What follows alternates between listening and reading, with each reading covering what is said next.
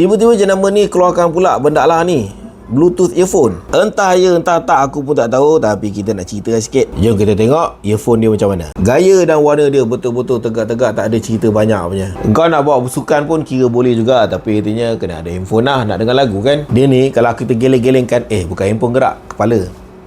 Tak senang nak tercabut. Kalau keseluruhan casing ni IP54, punyalah tak logik tempat charger ni terbuka, terbontang macam ni. Daripada sudut bunyi dia, kalau kau tanya aku, kira okey je. Sayang dia tu lah, dia punya speaker tak berapa power untuk kalau nak bandingkan dengan jenama lain macam Anchor contohnya.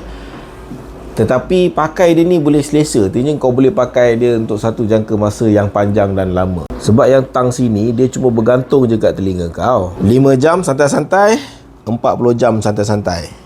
Okey kan? Pada buku manual yang dia bagi ni bermaksud earphone ni kau boleh padukkan dengan apps dia dan juga boleh translate sampai 134 bahasa.